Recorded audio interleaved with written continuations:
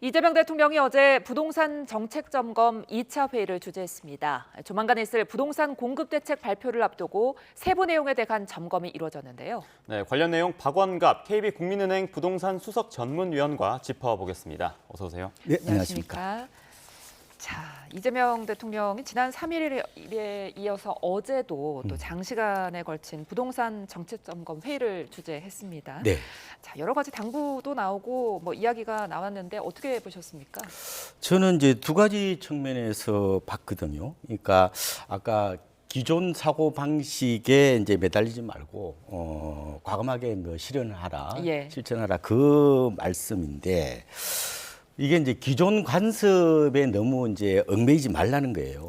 그리고 이제 어떻게 보면 인허가를 내다 보면은 너무 이렇게 복잡하잖아요. 그걸 과감하게 이제 원스톱으로 해서 시간을 줄이라는 그 어떻게 보면 약간 비상 카드를 꺼내라는 그 부분 하나. 결과적으로 두 번째로는 속도전이죠. 예. 지금은 이제 집이 공급되고 있다는 이런 이제 팩트들 이걸 좀 보여줘야 무주택자들이 불안감을 좀 덜 느낄 거잖아요. 그러니까 체감할 수 있도록 주택 공급을 좀 빨리 짓도록 합시다라는 그런 약간 선언 같은 그런 식으로 저도 받아들였습니다. 네, 말씀 주신 것처럼 이렇게 이번 점검회의가 공급 확대랑 공급 시기를 이렇게 앞당기는데 방점이 찍힌 거로 보이는데 지금 그래픽으로도 나오고 있지만 기존 사고방식에 매달리지 말고 전환적으로 판단해서 실천하라. 이게 좀 어떻게 보셨습니까? 사실상 이제 그 아파트를 짓는 것은 10년 대계라는 말을 해요. 짓는데 10년, 심지어 15년까지 걸리거든요. 예.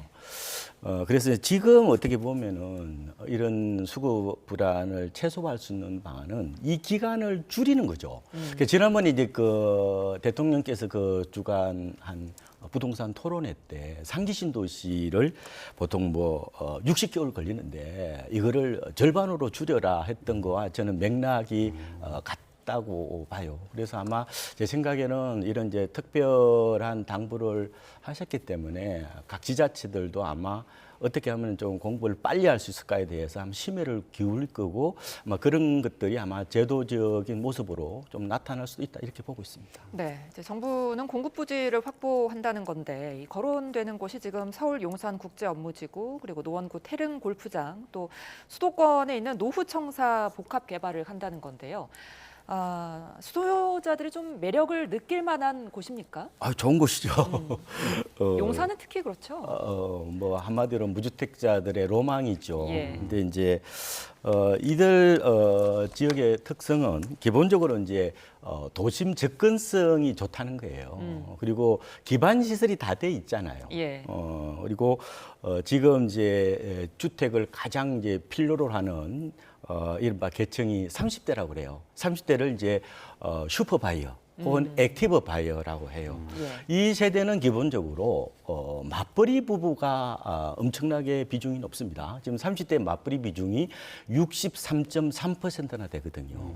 그러면 어때요? 회사하고 집하고 가까워야 되는 이런 직주 근접형 수요가 어떻게 보면은 가장 원하는 어떤 그런 주거 유형이라고 보시면 돼요. 그래서 지금 말씀하시는 이 지역들은 개발만 되면은 아무래도 30대, 40대까지도 엄청나게 선호할 수밖에 없는 그런 지역인데 과연 그런데 속도가 날 거냐? 이게 이제 관건이 되겠죠. 네, 이 회의에서 공급 규모에 대한 이야기도 오간 거로 이렇게 보이는데 조금 전 그 그래픽으로도 보여드렸지만 119 대책을 통해서 공개한 수도권 6만 가구 공급 계획 구체화하고 여기에 최대 5만 가구 이상을 추가 공급한다 이런 전망도 나오고 있습니다. 이렇게 합쳐보면 11만 가구가 신규 공급된다는 얘기인데 실현 가능한 규모라고 보시나요? 원래 이제 계획과 막상 준공은 조금은 차이가 있기 마련인데 그동안 이런 공공택지를 많이 개발하면서 가장 큰 애로가 결국은 주민분들의 어떤 반발이라든지 아니면 또 이런 문화재 이런 부분들이 걸리기도 하고 또 기존에 이제 공공청사에 누군가는 지금 근무를 하고 있을 거 아니에요. 예. 그러면 이 직원들을 또 내보내야 되고 그러면 어디 가서 그러면 또 근무를 할 거냐 그런 여러 가지 그런 후속 방안들이 함께 이렇게 진행이 되다 보니까 생각보다 속도가 좀 느리긴 한데 저는 가장 중요한 것은 결국은 지자체들이 좀 더 적극적으로 나서줘야 될 것 같아요. 왜냐하면 중간 매개체거든요. 그래서 지자체 입장에서는 당연히 선거도 생각할 수밖에 없고 또 주민들의 여론이라든지 이해관계 이런 부분들에 좀 민감할 수밖에 없는데 공급 확대 차원에서 이걸 어떻게 하면은 좀 이런 민원 소지를 좀 줄이면서 성과를 낼 것이냐 이 부분에 대해서 같이 그러니까 부처하고 지자체하고 서로 윈윈이 되어서 한 몸이 되어서 결국 공급 확대 서로 총력에 좀 나서야 되지 않겠느냐 뭐 이런 기대를 해보고 있습니다. 예. 그런데 지금 서울시에서는 일단 좀 반대를 하고 나서는 것 같은데 현실성이 있겠습니까? 지금 이제 오세훈 시장이 자꾸 이제 약간 민간 주도 개발 방식에 이제 초점을 두고 있고 그리고 이제 정부는 이제 공공 방식이잖아요. 예. 이게 약간 어떻게 보면 이제 부딪히는 측면이 없지 않아 있다고 봅니다. 근데 그러면은 이걸 어떻게 할 거냐는 부분에 좀 더 객관적으로 제가 이걸 바라보고 싶더라고요. 예. 그러면은 결국은 이 개발은 집주인이 할 거 아니에요. 땅 주인이죠. 예. 그러면 땅 주인의 의사결정을 저는 맡겨야 된다. 그래서 이걸 약간 바텀업 방식으로 개발이 돼야 된다고 저는 보거든요. 그래서 지금 공공개발도 어떻게 보면 외곽 지역 같은 데는 그럭저럭 되고 있습니다. 또 이런 자본이 또 충실한 강남 같은 경우는 공공개발로 아무도 안 하려고 그러겠죠. 결국은 민간 방식으로 하려고 할 텐데 그래서 지금 만약에 땅값이 크게 비싸지 않아서 개발 가능성이 높지 않은 거 이런 것들은 공공이 과감하게 개입을 해서 성과를 내는 게 중요할 것 같고 민간 쪽은 혼자 해도 서로 잘할 수 있잖아요. 그러면은 그래서 걸림돌 같은 부분들을 좀 해소해 나가는 게 중요한 것 같다. 가장 중요한 것은 조합원에게 저는 선택의 기회를 넓혀주는 것도 저는 하나의 대안인 것 같다 이렇게 저는 보고 있습니다. 네, 이 오세훈 서울시장은 지금 이제 공급 상황, 부동산 공급 상황을 이렇게 좀 진단 분석을 하고 있습니다.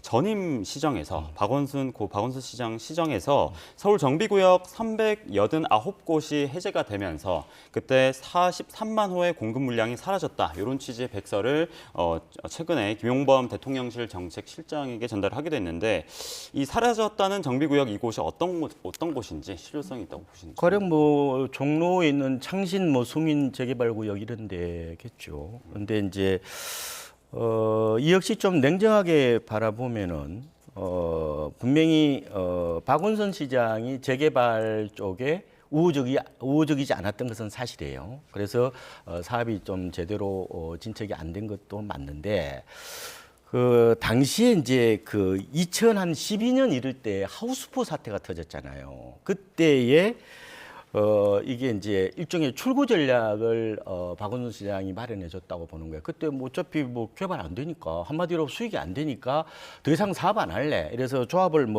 혹은 추진위를 해산하는 이런 것들도 많았단 말이에요. 그래서 일정한 이제 동의가 되면은 그러면은 당신들 뜻대로 그러면은 해산을 하시든지 하십시오라고 문을 열어줬단 말이에요.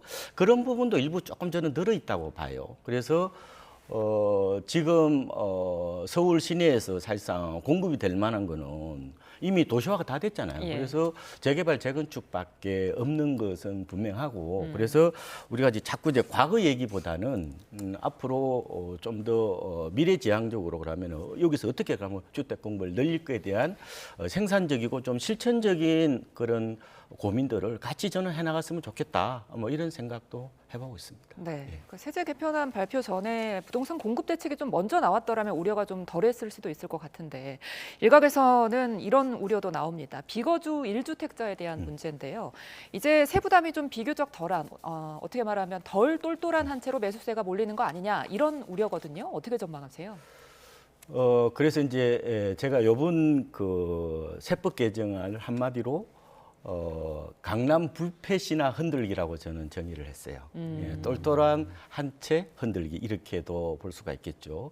이제는 이제 강남은 그 동안에 이제 가만히 갖고만 있어도 부가 자동 정식되는 구조였잖아요. 예. 이제는 보유세를 그만큼 내야 돼요. 그래서 이른바 이게 에셋 파킹이라고 그러는데 이런 개념들이 자꾸 희석되고 있는 거예요. 그러면 어떻게 되느냐? 이제는 좀 덜 똘똘한 쪽. 그래서 저는 이걸 보고 약간 블루칩보다는 옐로우칩이라고 말씀을 드리고 이것도 미들 코어라는 표현도 해요. 코어가 이제 핵심이잖아요. 근데 약간 중간 정도의 아마 서울 시내 집값으로 따져보면 한 10억에서 한 20억대 정도가 당분간 좀 거래가 좀 활발하게 될 것이다. 이렇게도 보고 있습니다. 예, 그래서 결국에는 이 8.3 세제 개편안을 통해서 정부가 좀 어떤 이제 목적을 달성할 걸 의도했다고 보시는지 궁금합니다. 결국은 이제 이 말씀드린 대로 똘똘한 한 채가 결국은 수도권 전체 주택 시장의 불안의 핵심 요인이라고 본 거예요. 그러니까 보통 주택 시장을 설명할 때 이거를 이제 안테나 효과라고도 합니다. 혹은 텐트폴 효과라고 그래요. 텐트 이렇게 기둥이 있죠, 그죠? 네. 그래서 강남이 오르면은 이게 이제 공간적 전이라고도 표현하는데 이게 나머지 지역까지 이제 확산되면서 전체 수도권 주택 시장이 이제 불안해지는 이런 건데 그래서 이번에 어떻게 보면 강남 지역에 어떤 찬물을 확 끼얹는 어떤 그런 충격 요법일 수도 있다 이렇게 이제 보고 있거든요. 그렇게 되면은 그러면 과연 이제 관심은 그럼 강남은 저는 제 생각에 앞으로 한 2년 동안은 저는 강남 불패라는 얘기를 하면 안 된다고 봐요. 그만큼 이번에 충격요법이라고 보고. 근데 그럼 나머지 지역도 그러면 강남 따로 올 거냐? 근데 이번에 이 시장이 약간 분절화가 되고 있거든요. 그래서 제 생각에는 지금 중간 정도 중저가 주택 시장까지 어떻게 보면 어떻게 안정시킬 수 있을 거냐 이게 또 다른 숙제가 되어버렸다는 건데 이게 중저가 주택 시장의 특성은요 전월세 시장이 불안해지면은 매매 시장도 같이 불안해지는 구조예요. 이게 이제 실타래처럼 서로 맞물려서 돌아가거든요. 강남은 매매하고 전세하고 약간 떨어져 있어요. 그런데 지금 요번 대책의 대부분이 이제 시장 안정, 주로 강남 고가주택 타겟으로 한 시장 안정에 초점을 맞추고 있는데 주거 안정 쪽은 약간 어떻게 보면 빠져 있다는 느낌이 들어요. 그래서 이제 전월세 시장 안정을 위해서 아마 후속 대책들이 나올 수밖에 없을 것 같은데 예. 서민들 입장에서는 어떻게 보면 집값도 중요하지만 이 전월세 안정도 굉장히 중요한 요인이기 때문에 이제 같이 보면서 아마 정책 결정이 돼야 된다 이렇게 보고 있습니다. 네. 이제 세제 개편안 발표 이후에 시장 분위기가 실제 어떤지도 궁금합니다. 용산이나 강남권을 중심으로 급매물이 나온다는 보도도 있던데 어떻습니까? 매물이 나올 수밖에 없죠. 왜냐하면은 그 아까 말씀드린 대로 타깃이 당연히 뭐 강남, 마용성, 한강벨트를 겨냥했으니까요. 예. 그래서 저는 이걸 보고 이제 매물 3파동 얘기를 합니다. 그래서 이제 고가주택을 중심으로 이제 8월 세법 개정안 나오고 나서 이제 고령자를 중심으로 혹은 장기 거주자를 중심으로 절세 매물을 일부 내놓을 수밖에 없을 겁니다. 그죠? 그리고 이게 이제 내년 6월 1일이 이 보유세 과세 기준이죠. 예. 그러면은 아마 5월 말까지 또 팔려는 절세 매물이 나올 수가 있고 또 양도세나 종부세가 또 2028년부터 굉장히 또 강화되죠, 그죠? 네. 그러면은 2028년이 오기 전에, 그러니까 2027년 12월 정도에 또 3차 매물이 좀 나올 가능성이 있다 이렇게 보고요. 근데 그러면은 이번에 비강남 쪽, 중저가 쪽은 매물이 나오지 않느냐? 그렇게 보시면 안 돼요. 왜냐하면은 아파트 임대 사업자에 대한 혜택을 서서히 줄이잖아요. 예. 2029년부터는 없어지거든요, 사실상요. 그리고 또 다주택자 양도세 한시적 감면도 시행을 하고 있잖아요. 그래서 아마 제 생각에는 비강남 중저가 주택은 강남보다는 이런 급매물이 많이 나오지는 않겠지만 매물 가뭄 현상이 일부 해소될 가능성은 있다. 저는 이렇게도 보고 있습니다. 네, 지금까지 이렇게 집주인에 관한 상황을 좀 말씀 나눠봤는데 세입자들 상황도 좀 살펴볼게요. 그 비거주 주택에 대한 세 부담 때문에 집주인이 들어와서 살겠다 이런 분들이 많아지면 전세 공급, 월세 공급이 부족해질 수 있다 이런 의견이 많은데 어떻게 보십니까? 그렇죠. 아마 주로 고가주택을 중심으로 그런 현상이 나타나겠죠. 중저가야 뭐 집 한 채 갖고 있는 사람은 영향 없잖아요. 근데 문제는 이제 고가주택이 흔들리면은 중저가도 이렇게 이어서 나타날 가능성이 저는 있다고 보는데 지금 서울 시내에 보면요. 분리 가구라고 그래요. 내 집에 안 사는 사람이 한 6.4% 정도가 되고 전국적으로 한 4.9% 정도가 되거든요. 그러면 내 집에 안 살면은 뭐 종부세나 뭐 양도세에 불리한 뭐 그런 대책들이 나온다면은 당연히 뭐요? 내 집으로 들어가려는 경향들이 강하겠죠. 그러면은 강남뿐만 아니라 마용성, 목동, 여의도 이런 쪽까지도 아마 집주인들이 아마 들어가려는 경향이 강해질 겁니다. 특히 뭐요? 내년 5월에 많겠죠. 아까 보유세가 6월 1일이니까요. 그래서 아마도 그쪽에서 전세 공급이 좀 주니까 전세값이 오를 수가 있고. 근데 강남 같은 데는 뭐 전세값이 한두 푼입니까? 예. 뭐 15억, 20억 하는데 어떻게 들어가요? 그러면 아마 월세화 현상이 좀 더 가속화되는 양상이 나타날 수 있다. 이렇게도 좀 보고 있습니다. 예, 그렇다면 조금 더 좀 실효성이 있는 전월세 대책이 나와야 할 텐데 어떤 대책이 나와야 될까요? 저는 이 공급은 투 트랙으로 가야 된다고 보거든요. 아파트는 어떻게 보면은 시간이 너무 많이 걸려요. 예. 그렇죠? 지금 시작한다 하더라도 이거 아마 10년, 15년 걸리니까 어느 세월에 기다리고 있어요. 그러면은 빨리 좀 지을 수 있는 게 뭐냐? 이게 패스트푸드형 주택이라고 제가 이름을 지었어요. 도시형 생활주택이라든지 오피스텔 같은 경우는 빨리 지으면 2, 3년이면 짓거든요.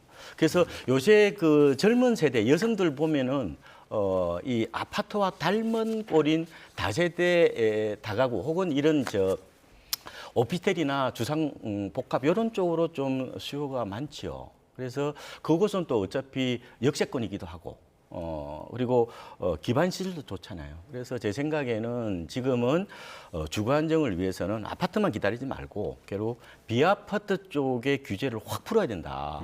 그래서 비아파트 쪽은 뭐 설사 이게 투기가 일어난다 하더라도 뭐 그렇게 경제에 미치는 영향은 크지는 않잖아요. 지금은 모든 게 아파트 문제거든요. 예. 아파트 편식 사회가 모든 지금 불안정을 낳았다고 보기 때문에 비아파트 쪽에서는 좀 심하다 할 정도로 공급을 확 풀어서 결국은 전월 시장 안정을 시켜야 된다. 저는 이런 생각을 하고 있습니다.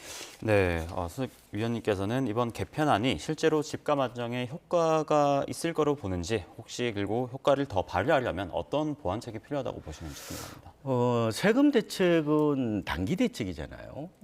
시장이 금방 적응을 해버려요. 그래서 이런 부분이 문제인데 결국은 모든 사람이 다 알고 있어요. 결국 공급을 확대해야 된다. 공급이 전공법이다. 저는 이런 말씀을 좀 드리고 특히 무주택자들이 이 불안을 진정시키기 위해서는 보다 더 가시적인 어떤 그런 성과가 필요한 것 같고 이번에 보니까 비거주 기간을 거주 기간으로 인정하는 부분이 있잖아요. 예. 이게 지금 약간 얘기가 되고 있는데 제 생각에는 이게 너무 엄격해요. 그래서 이 부분을 조금 완화할 필요가 있다고 보는데 가령요 내가 마포에 살다가 만약에 대치동으로 교육을 시키기 위해서 간다고 하면은 이거는 그 취약 때문에 어떻게 보면 이동하는 부분이죠. 인정이 안 됩니다. 서울 시내는. 이게 시군만 되는 거예요. 시군만. 그러면 다른 시로 가야 되는 거예요. 이런 부분도 있는 것 같고 그러면은 내가 그러면은 중학교 1학년 때 그러면은 만약에 대치동으로 갔다. 그러면은 그럼 3년밖에 인정이 안 되잖아요. 그러면 중간에 그럼 중학교 끝나고 다시 돌아와야 돼요? 이런 부분도 있는 것 같고 그래서 어쨌든 전반적으로 실거주 중심으로 정착하는 것은 대찬성이지만 약간 미시적으로 있잖아요. 이런 불편을 느끼는 부분들은 조금 보완을 해야 되겠다 이런 생각을 하고 있습니다. 알겠습니다. 자, 지금까지 박원갑 KB국민은행 부동산 수석 전문위원과 함께했습니다. 오늘 말씀 고맙습니다. 감사합니다.